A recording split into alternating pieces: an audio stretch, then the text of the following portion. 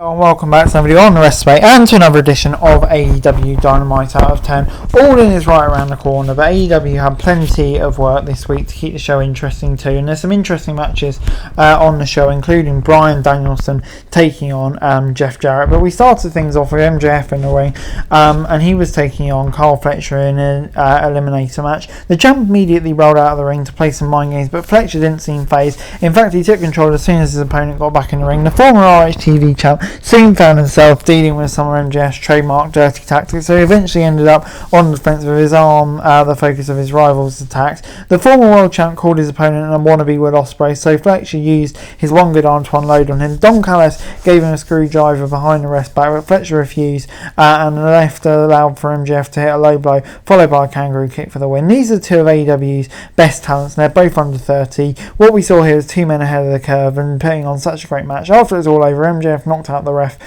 with the belt while Ospreay runs the ring from backstage. MJF knocked out Fletcher with his diamond ring and kept beating him to bust him open until Ospreay chased him away. Like I said, this was a fantastic start to the show, a brilliant match all round, and yeah, that storyline between Ospreay and MJF really heating up. Can't wait for the rematch at All In. Next up on AEW Dynamite, Mariah May was in action against Viva Van. Mariah May had a match this week against Van for the first time, who's been wrestling since 2019 and over several promotions. May drilled her overhead back to immediately take Van down and gain control. What could have been a squash ended up lasting for a break though, so Van had the opportunity to get some offense, and this was a solid performance, but it never was about making Van look good. It was about making May look good ahead of the match with Storm. She hit a running knee followed by a Mayday and decided to finish her opponent with Storm Zero, adding insult to injury. May was handed a gift, a photo of her and Tony Storm with Die Mariah Die written on the back. Storm rushed out of nowhere and prevented the officials from using the shoe on her former muse. And yeah, it gets 6 out of 10 for me. I thought it was alright. Did the build that was needed. Kind of maybe went a bit longer than I expected it to. But you know, still got the hot angle at the end. So yeah, 6 out of 10. The bounty hunter Brian Keith did wrestle Shibata on this week's show, and yeah, it was an interesting match. Of course, allies on different sides. Keith attacked Shibata while he was distracted by the ref and kept the upper hand for some time. He dominated Shibata until we went to a commercial. The former RH Pure champion was beginning to show signs of life as we returned. He absorbed all of Keith's strikes and laid him out with one forearm. He took control and was able to make the Bad Apple tap out with an armbar. Learning Tree attacked him until Hook's music hit and he made the save. He took out Big Bill and sent Jericho retreating. The match we got from these two was a decent contest, a few good moments, but it took place during a break, so it's hard to really get invested. Hook's return I thought was the highlight of the show, highlight of the segment, sorry, and Jake got decent pops. I'll go 6 out of 10. Before it's time for Orange Cassidy and FTR against Roosh, Roderick Strong and the Beast Mortos,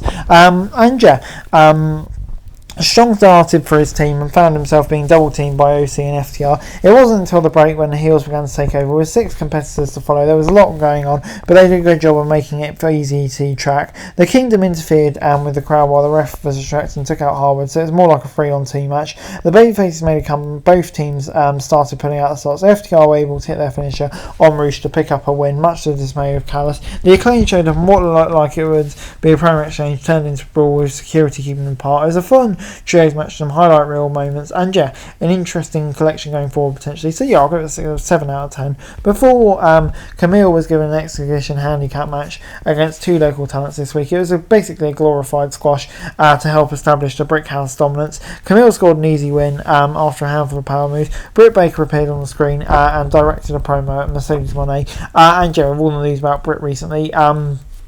Interesting she was on AEW TV here, but hopefully that feud doesn't get affected, because yeah, definitely a feud that I'm really into between 2 of the best women on AEW. So yeah, I'm going to give it a 6 out of 10 on the whole. Before we moved on to our main event, Jeff Jarrett against Bryan Danielson with Ricky the Dragon Steamboat as the special guest commentator in an ODQ match. Double J attacked Danielson with his guitar during his entrance. He said he wanted to make sure the American Dragon was all ready for All In, so he decided to test him by showing the Rule Breaker, who won several titles instead of the mentor he was trying to be. They fought in a crowd and onto the concourse areas. A few different objects were used as weapons, like a Red Bull can. They battled back down the stairs towards the ring during the break.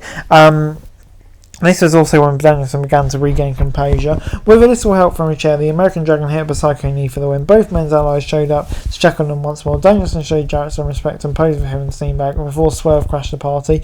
With Danielson being capable of a lot more than Double J at this point in his career, it was smart to make a hardcore match that had lots of weapon slots instead of technical clearing and led to a much better performance on the whole.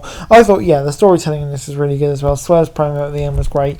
I'm going to give it an 8 out of 10.